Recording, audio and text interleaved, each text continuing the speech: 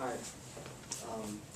There are many news reporting that Chinese economy are decreasing sharply this year, and in 2015,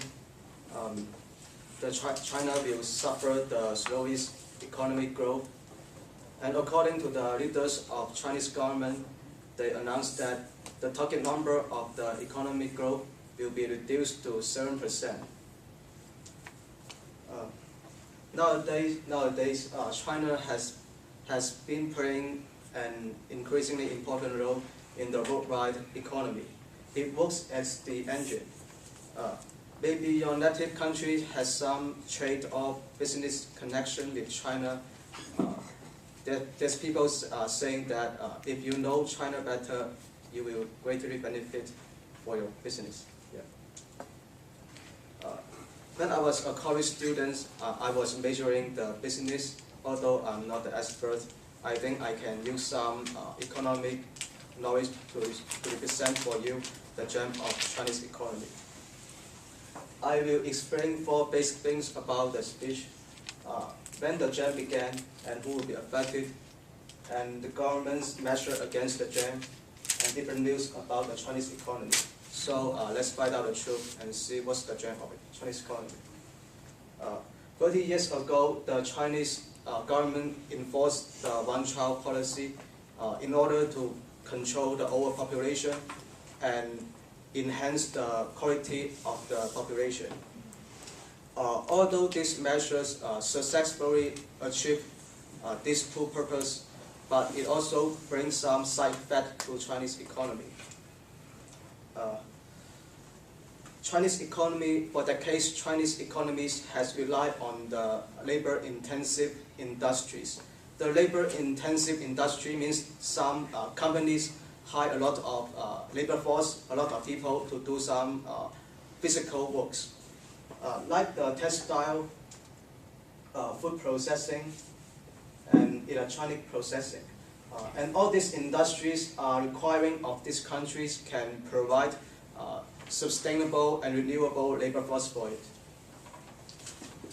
Unfortunately, China cannot use this kind of development anymore.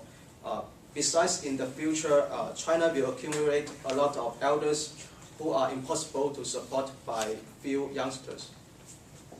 So this problem seems to be inevitable in the future. What's the most important is who's going to be affected. According to the theory of Lewis turning point, as the surplus rural labor transfer to the non-agricultural area, for example, the people move from the countryside to the cities, the number of the labor force will be decreasing repeatedly and gradually.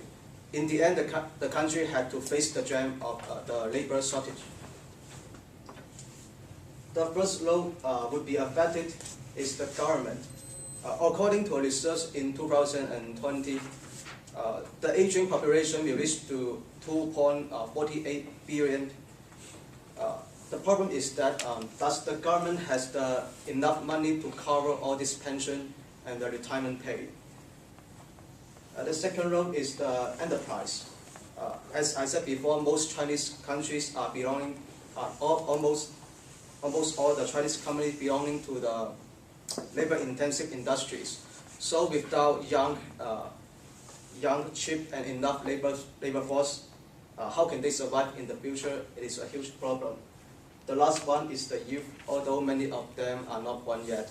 But when they step into the society, a man had to face the reality that he had to feed his wife, his children, his parents, his grandparents, maybe his wife's parents and grandparents. So it's ridiculous for one people to feed more than 10 people. So here are the problems. So let's have a look how the government is going to deal with it. On August 6, 2013, the Chinese government issued the 2-child policies that allowed couples who are both only child to give birth to 2 children. On the other hand, the Chinese government are making some plans to put forward the industrial transformation. Nowadays, China needs more companies like the Apple, Sony, and Samsung. They are making money by technology rather than the number of the people, the labor force.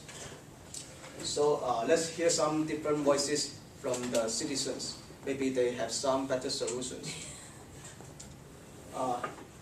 This guy is the former chief economist of Singapore. He said for China there are many problems in short term or in the middle term, but the long-term disease, the cancer, is the population aging. Another famous economist, the Larry Hung, he said, stimulating economy growth should not only depend on the growth of the population, but the productivity of the society. For example, in the United States, in the Wall Street, the bankers are making money by pushing the button. But in China, the workers in the factory, they have to do a lot of physical work, but they only got a little pay. So my opinion is my portrait. My opinion is that the policies of the government should benefit the income of the farmers, because in the cities, people don't want too many babies because the living expense is so high, like the housing price, the educational cost expense, the cost expense, and the insurance expense. All these things are very expensive, so normal people cannot afford to pay so much things. But in rural area, the expenses are not so high, so I think the farmers are more willing to have more babies. So today I show you what's the gem of the Chinese economy and who will be affected, and how the government is going to deal with it, and some good advice for this phenomenon. I think this similar economic phenomena may happen in your countries, like some developed country like the Finland, the German, the Japan, and the Korea. They are also facing the population aging. But I hope that they can go through this kind of jam and heading for a better future. And to sum up, I want to quote this sentence: "Misfortune may be a fortune in disguise." Although some people see population aging as a disaster, but in my opinion, it is also a very good chance, a God-given chance for China to change its economy, the model of the economy. This is the end of my speech. Thank you.